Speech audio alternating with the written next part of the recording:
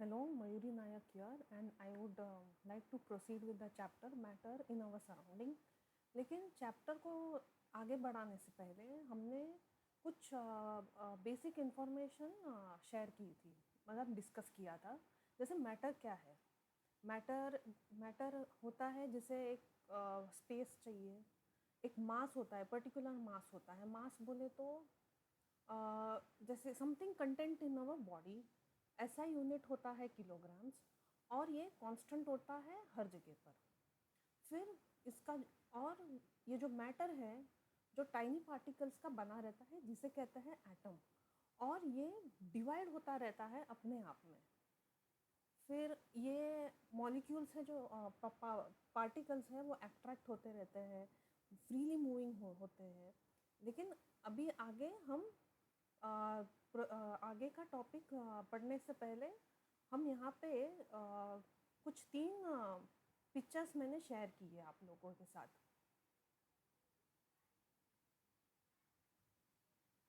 अभी ये आपको पहले पिक्चर में क्या दिख रहा है? कुछ लोग हैं जिन लोगों ने अ, हाथ पकड़ के रखा है, जो कि एकदम टाइटली वो लोगों ने एक दूसरे का हाथ पकड़ के रखा है। जो दूसरी ग्रुप है वो लोग ने थोड़ा लूजली पकड़ा है। और जो तीसरा पिक्चर है इसमें तो ना ही किसी ने हाथ पकड़ा है, और वो लोग तो एक दूसरे से दूर होके भाग रहे हैं। लेकिन अभी यहाँ पे हम लोगों को क्या समझ में आता है कि अगर हमको किसी ग्रुप को तोड़ना है तो कौन सा ग्रुप हम आसानी से यहाँ पे तोड़ सकते हैं? ऑब्वियसली ये थर्ड वाला ग्रुप। तो जा तो ये जो अभी हम तो मैटर होता है तीन टाइप्स का यहाँ पे हम पढ़ेंगे, जैसे सॉलिड, लिक्विड और गैशियस। जैसे कि यहाँ अभी हम लोगों ने अरेंजमेंट देखा, तो इसी आइडिया से इसी यहाँ से ही आइडिया मिलेगा आपको कि मैटर का अरेंजमेंट ऑफ मॉलिक्यूल्स कैसा होता है, मॉलिक्यूल अरेंजमेंट कैसे होता है। लेकिन इससे पहले हम एक छोटा सा स्टोरी शेयर करेंगे कि डेमोक्रेटस नाम का एक आदमी था 2000 साल पहले, जिन्होंने कहा था कि एक पीस ऑफ गोल्ड को हम तोड़ते जाएंगे, एक ऐसा टाइम आएगा जो छोटा पार्टिकल है वो भी हम नहीं तोड़ पाएंगे और हमें आँख से देख भी नहीं सकते, उसे भी हम एटम कहते हैं। इसे हम simpler form of by ordinary means हम नहीं तोड़ सकते। Element can not be broken down into simpler form by ordinary means. तो अभी ये तीसरा स्लाइड यहाँ पे देखिए। Matter exist in one of the three state, either वो सॉलिड है या लिक्विड है या गैशियस है, और हर एक का यहाँ पे आपको अरेंजमेंट अलग दिख रहा है। अभी ये अरेंजमेंट देख के ही हम यहाँ से थोड़ा रफली हम पता कर सकते हैं। जैसे सॉलिड, यहाँ पे आपको अरेंजमेंट कैसे दिख रहा है मॉलिक्यूल्स का? ऑब्वियसली एक के अंदर स्पेस नहीं है बिटवीन, एकदम टाइनी छोटा छोटा जगह है बीच में। अभी जैसे कि मैं ये पेंसिल लूँ, अभी इसको हम तोड़ सकते हैं ऐसा ही आसानी से? नहीं। जो पेन है उसे भी हम तोड़ सकते हैं? नहीं।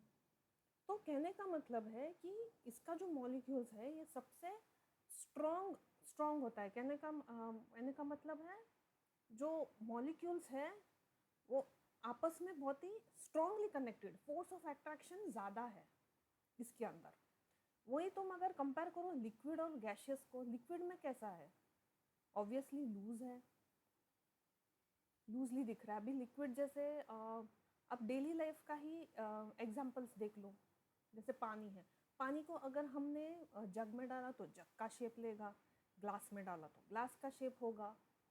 तो इस तरीके से ये मॉलिक्यूल्स जिस तरीके से अरेंजमेंट ऑफ द मॉलिक्यूल्स के ऊपर ये मैटर डिफर करता है।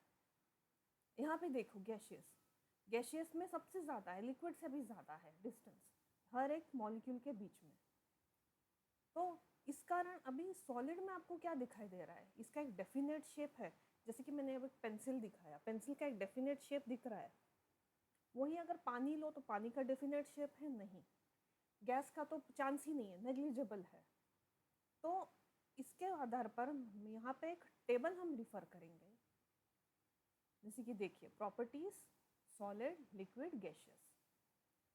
Particles they are tightly packed, जैसे कि अभी हम लोगों ने डिस्कस किया। लिक्विड्स में लूजली पैक्ड होता है। गैसियस फार अपार्ट, या तो रैंडम, मतलब वो एक जगह पे नहीं है, उसके मॉलिक्यूल्स वो घूमते रहते हैं इर्द गिर्द। शेप, शेप फिक्स्ड होता है क्योंकि मॉलिक्यूल्स का जो अरेंजमेंट है वो प्रॉपर है एक जगह पर। ये not fix, liquids not fixed, gaseous not fixed obviously. Volume, volume of solids fixed होता है, एक पर्टिकुलर वॉल्यूम होता है उसका, जबकि लिक्विड्स का भी फिक्स्ड है। जैसे कि अभी हम लोगों ने किसी ग्लास में डाला तो शेप तो कंटेनर का होगा, लेकिन वो शेप तो कंटेनर का ही लेगा, लेकिन वॉल्यूम उसका करेक्ट आएगा, ठीक है। Gaseous not fixed. Rigidity, again rigidity बोले तो किस तरीके से मॉलिक्यूल्स, फोर्स ऑफ अट्रैक्शन कैसा है अंदर मॉलिक्यूल्स के अंदर, वही ये है हाई, लिक्विड्स में कम है और गैसियस में तो है ही नहीं। फोर्स ऑफ अट्रैक्शन जिसे हम कहते हैं स्ट्रॉन्गेस्ट, वीकर, नेग्लिजिबल। कॉम्प्रेसिबिलिटी बोले तो दबाव, तो ऑब्वियसली अभी सॉलिड्स को तो हम प्रेस नहीं कर सकते क्योंकि मॉलिक्यूल्स वैसा अरेंज्ड है।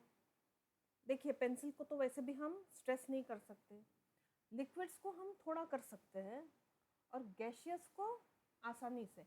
ये जो टॉपिक है ये आगे समझ में आएगा कि कॉम्प्रेसिबिलिटी का मतलब क्या है। डिफ्यूजन वही, डिफ्यूजन बोले तो the molecules of solid they are not able to move from their place, जैसे कि मीन पोजीशन होता है वहां से वो ज़्यादा हिल नहीं सकता, जबकि लिक्विड्स में स्लाइटली होता है, स्लाइटली हाई, और गैसियस में तो सबसे ज़्यादा। डेंसिटी हाई, लिक्विड्स मॉडरेट, और ये तो सबसे लो गैसियस। काइनेटिक एनर्जी, जैसे हम लोगों ने छोटे क्लास में पढ़ा था, काइनेटिक एनर्जी का मतलब क्या है, जैसे कि हम लोग ने अभी बॉल फेंका तो जो जिस एनर्जी से हो जाता है वो काइनेटिक एनर्जी है। अभी वो तो नेग्लिजिबल है सॉलिड्स में, लिक्विड्स में स्लो है। जैसे कि हम लोगों ने पानी गर्म किया तो उसको हीट के कारण टेम्परेचर बढ़ा तो जो मॉलिक्यूल्स है उसमें वाइब्रेट होने लगे। सॉलिड्स में थोड़ा मुश्किल है, और इसमें तो गैसियस में तो very fast. Example would, sugar, rock, ice, liquids, milk, water, all fluids, जैसे डे टू डे लाइफ में ब्लड, कॉफ़ी। गैसियस में तो मालूम है ऑक्सीजन है, हीलियम है, नाइट्रोजन है, ऑक्सीजन है, कार्बन डाइऑक्साइड है।